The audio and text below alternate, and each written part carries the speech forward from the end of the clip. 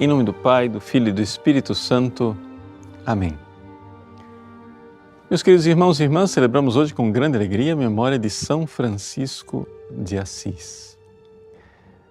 O nosso santo seráfico, com o seu coração ardente de amor, foi um exemplo extraordinário do homem evangélico, ou seja, do homem configurado a Cristo.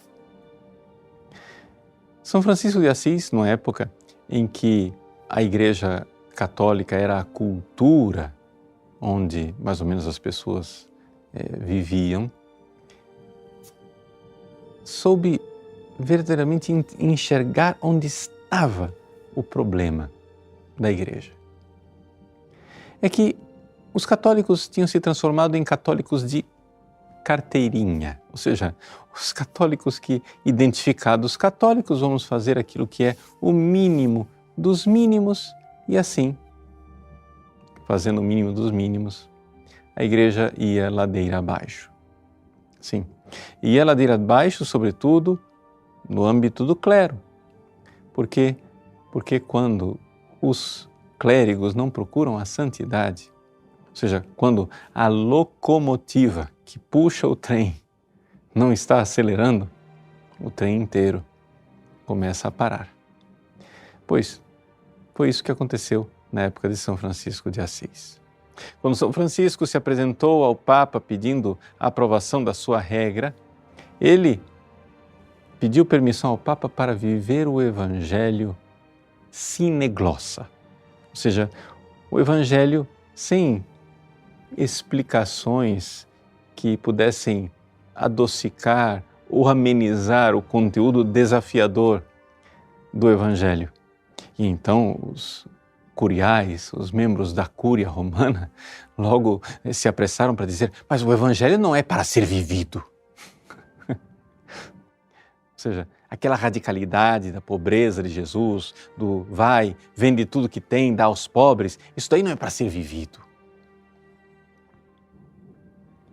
Então, São Francisco de Assis pede permissão, obedientemente, reverentemente, respeitosamente ao Papa, para viver a radicalidade do Evangelho. Bom, aqui nós vemos claramente, então, a diferença entre uma pessoa que simplesmente quer ser salva, cumprindo os 10 mandamentos, nada mais, nada menos, que é o que eu chamei primeiro de católico de carteirinha, e aquele que verdadeiramente quer ser santo. O santo não quer cumprir somente os mandamentos, o salário mínimo. Ele quer generosamente fazer aquilo que ele não é obrigado a fazer.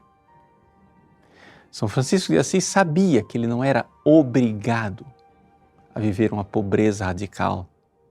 Ele não era obrigado a não se casar e viver a castidade. Ele não era obrigado a viver uma obediência heróica. E apesar de não ter essas obrigações, ele queria oferecer a Deus tudo isso. Porque é nisso que consiste a santidade e o objetivo último da vida cristã.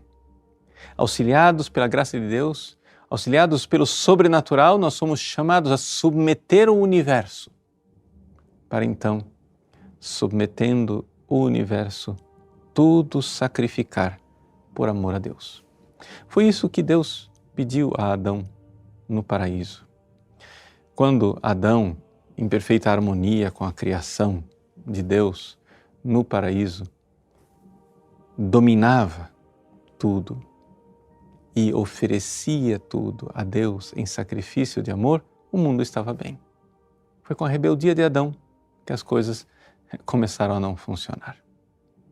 Então, Francisco de Assis é um exemplo luminoso da tarefa que todos nós ainda hoje precisamos realizar.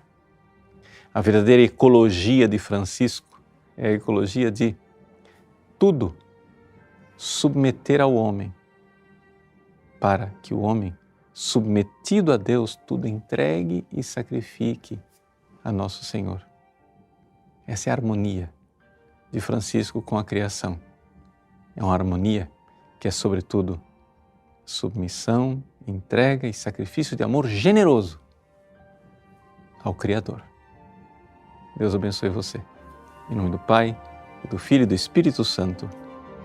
Amém.